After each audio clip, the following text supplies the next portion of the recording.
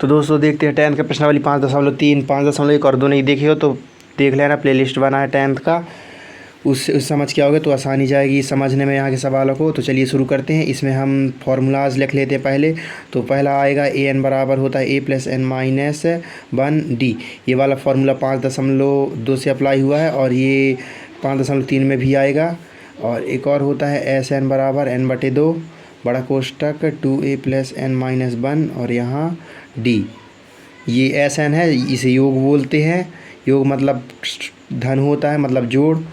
और S N का एक और सूत्र होता है, एस एन बराबर होता है एन बटे 2 कोष्टक छोटा कोष्टक रहता है और ए प्लस एल रहता है।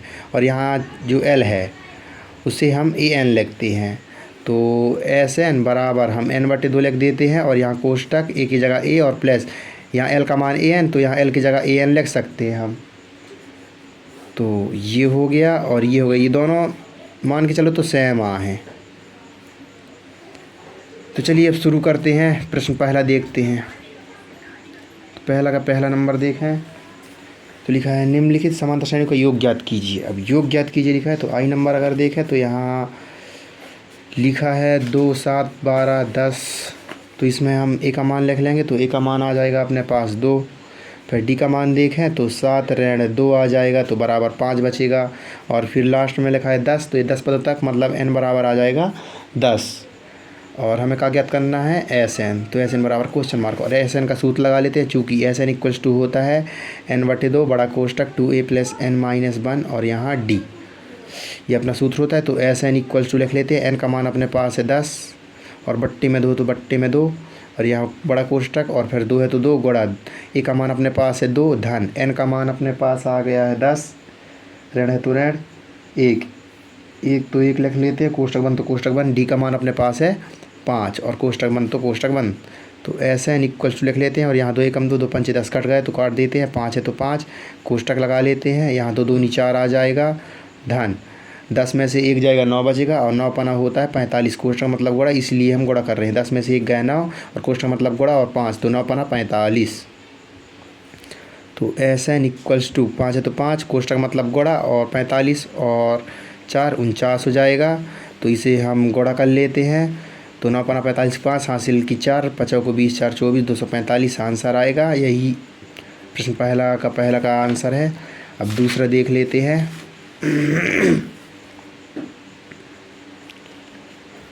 तो इतना अलग लिखा है, जिसमें से ए बराबर लिख लेते हैं ऋण 37, डी बराबर लिख लेते हैं या सेकेंड नंबर में ऋण 33 तो ऋण 33 और फिर ऋण लगाएंगे और ऋण 37 को घटाएंगे।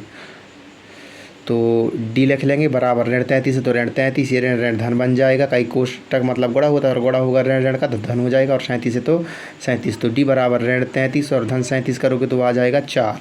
तो ए का मान आया ये, डी का मान आया ये और एन का मान लिखा है ये 12। तो चूँकि एस एन इक्वल्स टू होता है एन बट्टे 2 बड़ा कोष्टक 2a प्लस एन माइनस 1 और यहाँ डी।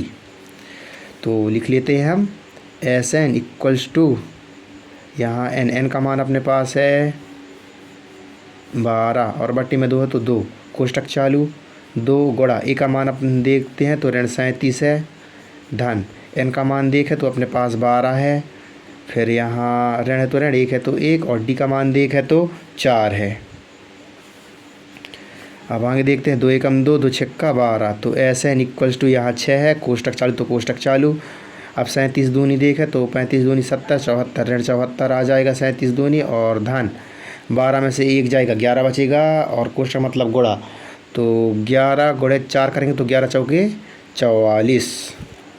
अब ऋण 74 और धन 44 कर लेते हैं। तो एस एन इक्वल्स टू 6 कोष्टक मतलब गुणा ऋण 74 और धन 44 करेंगे तो बचेगा 4 में 4 गए 0, 7 में 4 गए 3 और ऋण, तो इतना आएगा। और फिर 6 3 18 180 ऋण में और यहाँ 0 तो 0, ये आंसर है दोस्तों।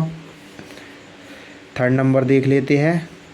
तो थर्ड नंबर इतना अलग लिखा है, इसमें से हम ए बराबर लिख लेते हैं 0.6, डी बराबर लिख लेते हैं 1.7 ऋण 0.6 और इसे घटा लेते हैं तो 7 में 6 जाएगा 1 बचेगा, 0.1 में 0 जाएगा 1 बचेगा, तो 1.1 आ गया डी का मान और एन का मान देखें तो 100 आ जाएगा।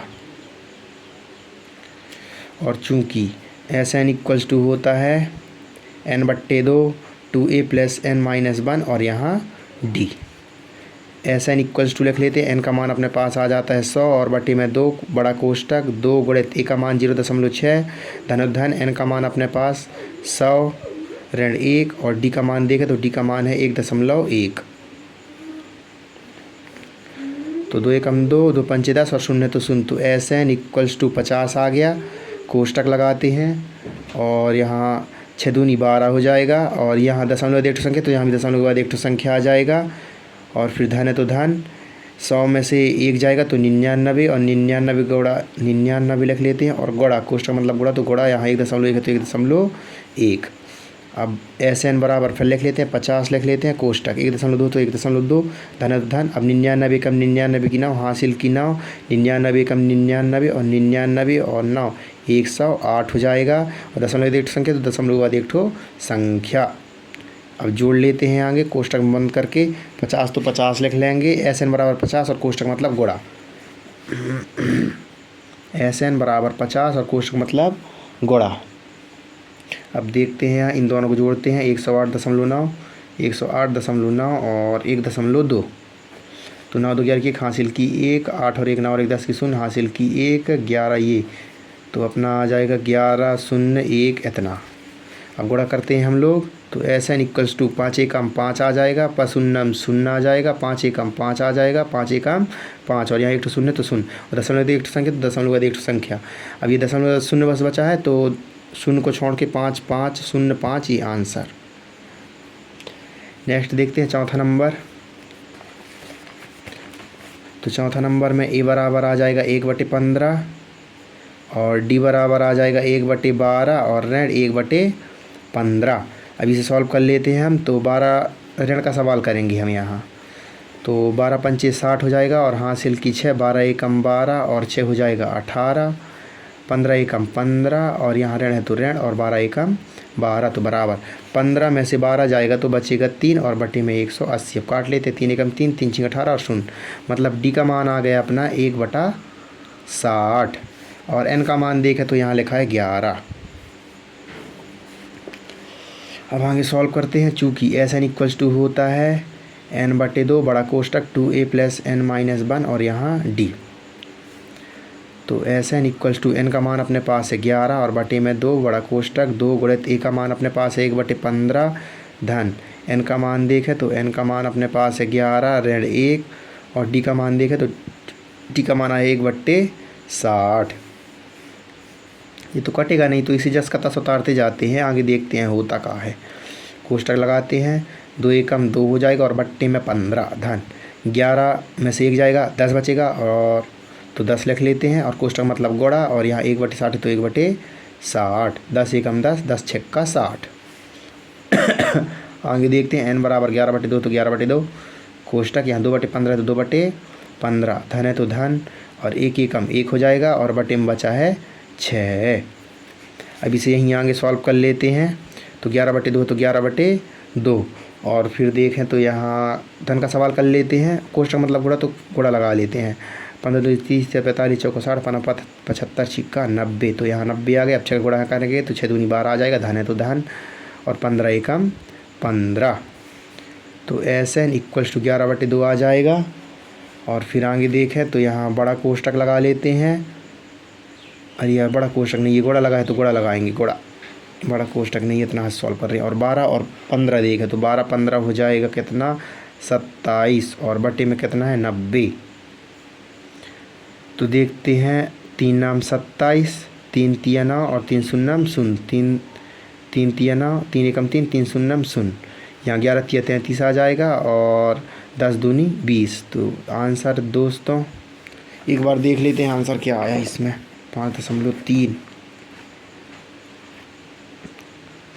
हाँ ठीक है। अब नेक्स्ट क्वेश्चन देखते हैं तो इसे पहले हम सॉल्व कर लेते हैं। इसको गुणा यहाँ करेंगे और इसे मैं एक जोड़ के यहाँ लिख देंगे तो 6 दूनी 12 देख लेंगे बाद 146 और 1/2 146 सही 1/2 तो 146 गुणित 2 कर लेते हैं तो 6 दूनी 12 की 2 हासिल की 1 तो चौको 8 और 1 9 2 2 2 शून्यम 0 2 एकम 2 और इसमें 1 जोड़ देंगे तो हो जाएगा 2, 3 हो जाएगा 9, 2093। तो आ जाएगा यहाँ 2093 और बटे में 2। ये आंसर भी आएगा इस क्वेश्चन में, दूसरा का पहला में, तो चल जाएगा 2093 बटे 2। चलो सॉल्व करते हैं नेक्स्ट प्रश्न दूसरा। नीचे दिए हुए योगफल को ज्ञात कीजिए। तो आई नंबर में जितना लग दिया है देख लेते हैं। तो यहाँ आपने को दिया है कितना लग यार, ये दिया है तो ये बराबर आ जाएगा 7। और यहाँ देखें तो 10 सही 1 बटे 2। तो डी का मान निकाल लेते हैं। डी बराबर 10 सही 1 बटे 2। और 10 सही, रुक जाओ पहले 10 और ऋण कितना लगा, कितना लिखेंगे 7। तो डी बराबर इसे सॉल्व करें तो 2 धाम 20 हो जाएगा और 20 और 1 21 और बटे में 2 ऋण 7 और बटे में 1 रहता है। ये सॉल्व कर लेते हैं। 2 एकम 2 आ जाएगा, 1 21 हम 21 आ जाएगा, ऋण का ऋण और 2 सत्ते 14 आ जाएगा बराबर 21 में से 14 घटेगा तो बचेगा 7 और बटे में 2। तो डी का मान 7 बटे 2, ए का मान 7 आ गया। और ये जो लास्ट में है ये ए एन का मान रहता है। ए एन बराबर दिए है अपने को 84। हम एस एन का अगर सूत्र लगाएं तो उसमें एन बटे 2 आता है और एन का मान पता नहीं है तो हम यहाँ ए एन का मान लगाएंगे। चूँकि ए एन बराबर होता है ए प्लस एन माइनस 1 और डी। इससे हमें एन का मान ज्ञात करना है। ए एन का मान अपने को 84 दिया है बराबर ए का मान दिया है 7 धन एन का मान अपने को पता ही नहीं है और डी का मान दिया है 7 बट्टे 2 बराबर इस तरफ 84 तो बराबर इस तरफ 84 लगा सकते हैं। और 7 को उस तरफ ले जाएंगे तो 84 ऋण 7 हो जाएगा और यहाँ एन ऋण 1 और 7 बटे 2। तो बराबर 84 में 7 घटाएंगे तो बचेगा 67। हाँ 67 नहीं 77 बचेगा। हाँ 77 बचेगा। और 7 बटे 2 बराबर इस तरफ ले जाएंगे तो गुणे 2 बटे 7 हो जाएगा। और यहाँ एन ऋण 1 7 एकम 7 7 एकम 7 7 एकम 7 तो एन ऋण 1 बराबर 11 दूनी 22। तो एन बराबर 22 और ऋण 1 उस तरफ जाएगा तो धन 1 हो जाएगा तो बराबर 23 आ जाएगा। तो एन का मान आ गया 23। अब चूँकि योग ज्ञात करना है तो एस एन का सूत्र लगा देते हैं। तो एन बटा 2 और कोष्टक ए प्लस ए एन, ये छोटा वाला सूत्र लगा देते हैं काहे कि हमें एन पता है, ए पता है और ए एन भी पता है, इसलिए हम छोटा वाला सूत्र से निकाल लेते हैं। तो एस एन बराबर एन का मान अपने पास 23 है बटे में 2 कोष्टक ए का मान देखें तो ए का मान 7 धन ए एन का मान देखें तो ए एन का मान अपने पास है 84। अब एस एन बराबर 23 बटे 2 कोष्टक मतलब गुणा और 7 और 84 को जोड़ लेते हैं तो 7 4 11 की 1 हासिल की 1 और 84 और 7 161 नहीं होगा 91 होगा। अब गुणा करते हैं तो 23 गुणा 91 करें हम, 23 गुणा 91 तो 23 आ जाएगा और 9 3 27 हासिल की 2 9 दूनी 18 19 20 तो 3 9 2 2093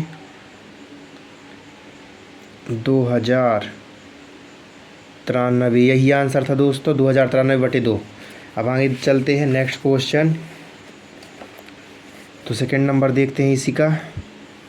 तो सेकंड नंबर इसके अनुसार ए बराबर आ जाएगा 34 और डी बराबर देखें तो 32 में से 34 को हटाएंगे तो आ जाएगा ऋण 2 और लास्ट में ए एन का मान रहता है तो ए एन बराबर आ जाएगा 10। और चूँकि ए एन का सूत्र लगाएंगे ए प्लस एन माइनस 1 डी और ए एन का मान अपने पास है 10 बराबर ए का मान अपने पास है 34 धन एन का मान है पता ही नहीं है, इसी को तो ज्ञात करना है और डी का मान है अपने पास ऋण 2। तो अब इसे देख लेते हैं। तो यहाँ बराबर 10 है तो इस तरफ बराबर 10 लिख सकते हैं। अब आगे सॉल्व करते हैं तो यहाँ n माइनस 1 और यहाँ ऋण 2 तो ऋण 2 और बराबर 10 10 और 34 उस तरफ जाएगा तो ऋण 34 हो जाएगा और ऋण 2 बराबर किस तरफ आएगा तो बटे में 2 आ जाएगा ऋण 2 और यहाँ 10 ऋण 34 करोगे तो आ जाएगा ऋण 24। ऋण यहाँ 2 एकम 2 2 एकम 2 2 दूनी 4 हो जाएगा, ये ऋण ऋण धन बन जाएगा तो यहाँ आ जाएगा 12। यहाँ n माइनस 1 बचा है, यहाँ भी n माइनस 1 बचा है तो n बराबर 12 और ऋण 1 उस सब जगह धन 1 हो जाएगा तो n बराबर आ जाएगा 12 और 1 13। और चूँकि एस एन इक्वल्स टू क्या होता है n बटे 2 कोष्टक ए प्लस ए एन तो एस एन बराबर एन का मान अपना आ गया 13 और बटा में 2 कोष्टक ए का मान अपने पास कितना है 34 और धन ए एन का मान अपने पास कितना है 10। तो एस एन इक्वल्स टू 13 और बटे में 2 कोष्टक मतलब गुणा 34 और 10 44 2 एकम 2 2 दूनी 4 2 दूनी 4 तो 13 गुणित 22। तो एस एन इक्वल्स टू 13 गुणित 22 करते हैं तो 22 तिया 66 की 6 हासिल की 6 और 22 एकम 22 और 6 28 आंसर। थर्ड नंबर देख लेते हैं। तो थर्ड नंबर के अनुसार ए बराबर आ जाएगा ऋण 5 और डी बराबर देखें तो ऋण 8 लिखना है और फिर ऋण लगा के ऋण 5। तो इसे सॉल्व कर लेते हैं हम। तो ऋण 8 लिखते हैं, ये ऋण ऋण धन हो जाएगा और यहाँ 5 आ जाएगा और ऋण 8 और ऋण 5 करेंगे तो ऋण 3। ए का मान आ गया ऋण 5, डी का मान आ गया ऋण 3 और लास्ट में रहता है ए एन। तो ए एन बराबर आ जाएगा ऋण 230। और चूँकि एस एन इक्वल्स टू हो जाएगा n बटे 2। अरे यार ए एन वाला लगाना है पहले का कि हमें n का मान निकालना है। तो ए एन बराबर आ जाएगा ए एन बराबर a प्लस n माइनस 1 और यहाँ d। ए एन का मान है ऋण 230 बराबर ए का मान ऋण 5 धन n का मान पता ही नहीं है और d का मान ऋण 8 और यहाँ बराबर ऋण 230 लिख लेते हैं। इस तरफ भी लिख सकते हैं, इसलिए बराबर ऋण 230 लिख लेते हैं और ऋण 5 उस तरफ जाएगा तो धन 5 आ जाएगा और यहाँ n ऋण 1 बचा तो n ऋण 1 और ऋण 8। तो आगे सॉल्व करते हैं। ऋण 230 और धन 5 करेंगे तो ऋण 225 आ जाएगा और ऋण 8 उस तरफ जाएगा तो बटे में ऋण 8 आ जाएगा और यहाँ n ऋण 1 है तो n ऋण 1। देखते हैं आगे सॉल्व करके, एक बार और देख लेते हैं। तो यहाँ डी का मान अब हम लोग लाए थे ऋण 3, यहाँ ऋण 8 लिख दिया हूँ तो यहाँ ऋण 3 लिख लेते हैं। डी का मान ऋण 3 आया है तो यहाँ भी ऋण 3 आएगा। एक बार काट के देखते हैं। 3 एकम 3 3 सत्ते 21 3 पाँचे 15 तो आ जाएगा 75। तो n-1 बराबर 75, ये ऋण और ये ऋण हो जाएगा धन। तो n-1 बराबर 75 मतलब n-1 बराबर 75 आ जाएगा। तो n बराबर 75 और ये ऋण 1 हो जाएगा धन 1 हो जाएगा बराबर 76 आ जाएगा। अब सूत्र लगाते हैं। चूँकि एस एन बराबर होता है n बटे 2 कोष्टक a plus A N. n का मान अपने पास 76 आ गया और बटे में 2 तो बटे में 2 और a का मान अपने पास इसके अनुसार देखें तो यहाँ ऋण 5 आ जाएगा और धन ए एन का मान ऋण 230। एक कोष्टक एक इसलिए बड़ा कोष्टक बना दिया हूँ। अब एस एन बराबर इसे काटते हैं तो 2 एकम 2 2 तिया 6 2 अट्ठे 16 तो यहाँ आ जाएगा 38 और यहाँ कोष्टक ऋण 5 है तो ऋण 5 और ये धन और ऋण का ऋण हो जाएगा और 230। तो एस एन बराबर 38 और कोष्टक मतलब होता है गुणा और ऋण 5 और ऋण 230 करेंगे तो ऋण 235 आ जाएगा। तो एस एन बराबर 235 और 38 गुणा कर लेते हैं। 8 पंच 40 की शून्य हासिल की 4 78 का 24 4 28 2 8 2 16 17 18 3 5 15 की 5 हासिल की 1 3 3 और 10 की शून्य हासिल की 1 3 2 6 और 1 7 शून्य 8 5 13 की 3 हासिल की 1 9 8। तो आ गया ऋण 8930 का। एक यहाँ ऋण है तो यहाँ भी ऋण आएगा। एक बार आंसर देख लेते हैं सही है कि नहीं। 5.3 का 5.3 हाँ ऋण 8930 ठीक आया है। हाँ अब आगे देख लेते हैं प्रश्न तीसरा का।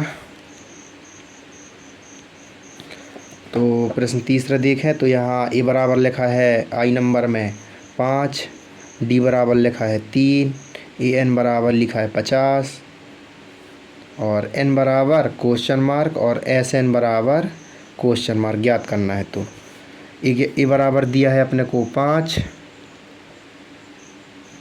चलो इसे बस सॉल्व करते हैं और बाकी सवाल आगे देखते हैं कल।